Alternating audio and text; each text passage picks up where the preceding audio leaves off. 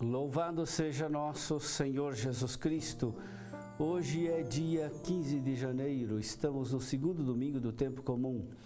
O evangelho de hoje é de João, capítulo 1, versículos 29 a 34.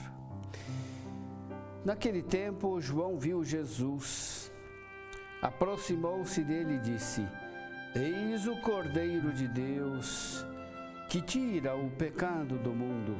Dele é que eu disse: depois de mim vem um homem que passou à minha frente, porque existia antes de mim. Também eu não o conhecia, mas se eu vim batizar com água, foi para que ele fosse manifestado a Israel.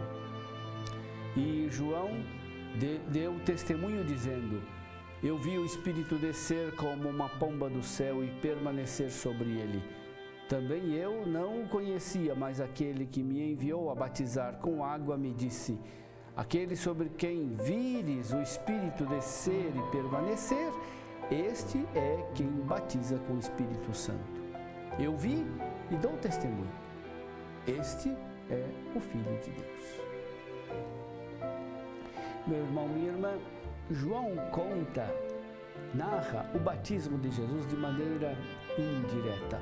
Ele não narra o episódio, mas faz João Batista dar testemunho de um evento decisivo para a nossa salvação. E o testemunho do Batista é este: eis o Cordeiro de Deus que tira o pecado do mundo.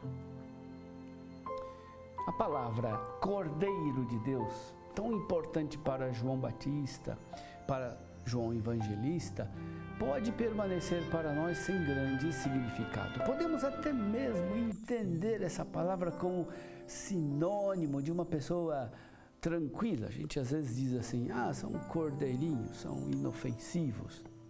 Pode significar então uma personalidade fraca, Maria vai com as outras. Para nós, cordeiro às vezes é uma metáfora negativa, por isso precisamos purificar desse preconceito da nossa compreensão de cordeiro. Se o significado pode ser negativo, não é como título messiânico. Precisamos cair na conta que cordeiro é um título messiânico que João aplica a Jesus. Para a cultura bíblica, o título Cordeiro é um dos mais importantes da história da salvação e carrega um peso existencial e emotivo muito forte. Um dia os judeus estavam escravizados no Egito e Deus libertou o povo da opressão do faraó na noite em que sacrificaram o Cordeiro. Essa noite, o anjo exterminador passou de casa em casa e poupou somente os habitantes daqueles cujos umbrais estavam assinalados pelo sangue do Cordeiro. Os judeus aprenderam com esse episódio que há um sangue que defende da morte, que salva o povo oprimido da escravidão.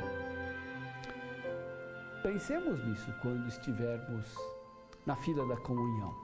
Jesus é o Cordeiro de Deus, que nos defende da morte eterna, cujo sangue nos protege e no qual somos lavados de todo pecado e culpa.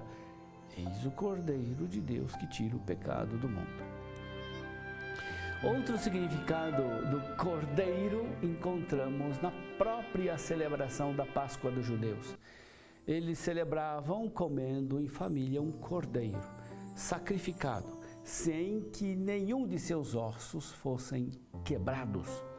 Quando Jesus foi sacrificado no altar da cruz, o evangelista dirá explicitamente que nenhum de seus ossos foi quebrado.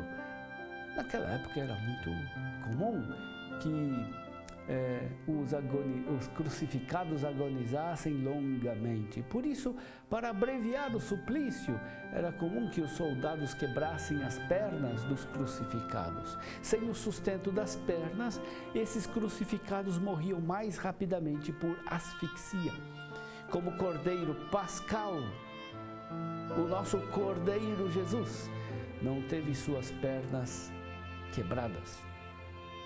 Como é rica a imagem do Cordeiro! Eis o Cordeiro de Deus, que tira o pecado do mundo. O Cordeiro Pascal dos judeus era consumido na noite da passagem do anjo exterminador. Em torno dele, as famílias dos judeus se reuniam para se alimentar e para fazer a passagem da escravidão para a liberdade. Em torno do Cordeiro de Deus, Jesus, nós celebramos a Eucaristia, nosso banquete pascal, no qual somos alimentados pelo pão da vida e somos saciados pelo cálice da salvação. Em torno da mesa formamos uma unidade que nos torna o próprio corpo de Cristo. Somos alimentados pelo corpo de Cristo para sermos nós mesmos o que recebemos. Somos inebriados de uma bebida espiritual que é o sangue derramado na cruz. Não é o sangue da vingança, mas o sangue do sacrifício por amor. A proximidade desta mesa nos faz cair na conta da nossa enorme indignidade. Por isso, a aclamação, eis o Cordeiro de Deus, nós respondemos humildemente, Senhor, eu não sou digno de que entreis em minha morada, mas dize uma só palavra e eu serei salvo. Confessar que Jesus é o Cordeiro de Deus tem consequências para nós. A primeira consequência prática é a nossa entrega confiante de nossa vida a Cristo. Ele nos protege, nos livra do pecado e da morte eterna.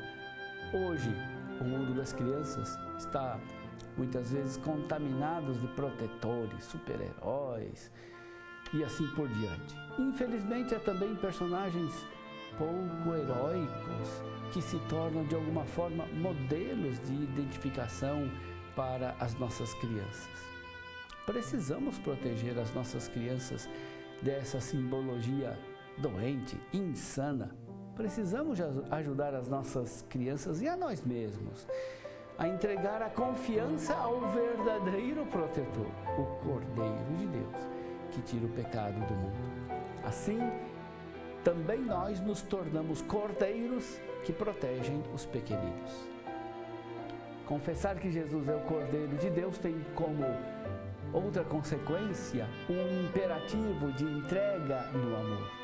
Como ele se entrega total e integralmente a nós, no seu corpo e no seu sangue, assim o cristão se empenha em entregar sua vida por amor. Entrega seu tempo no serviço aos necessitados, entrega suas capacidades e competências ao usá-las para a construção de uma sociedade mais fraterna, entrega os seus bens partilhando-os com os mais pobres. Assim somos cordeiros que alimentam os outros. Confessar que Jesus é Cordeiro de Deus significa louvar, agradecer, adorar a entrega por amor. O nosso louvor não consiste, porém, unicamente em palavras de elogio. É a nossa vida que deve louvar o Cordeiro de Deus. E isso só é possível quando fazemos o mesmo que Jesus. Ele amou gratuitamente, sem esperar recompensa. Ele ama porque ama para amar. O amor encontra em si mesmo o motivo e a finalidade de amar. Quando amamos como Jesus, louvamos o Cordeiro de Deus, que tira o pecado do mundo. Confessar que Jesus é o Cordeiro de Deus significa acolher a unidade vital que ele cria entre os discípulos. Jesus é o Cordeiro que une as pessoas numa aliança eterna, fundada no seu sangue derramado. Nós nos tornamos cordeiros como Jesus quando semeamos a concórdia entre as pessoas, quando ajudamos na reconciliação entre ofendidos e ofensores, quando promovemos a paz entre os povos. Eis o Cordeiro de Deus que tira o pecado do mundo.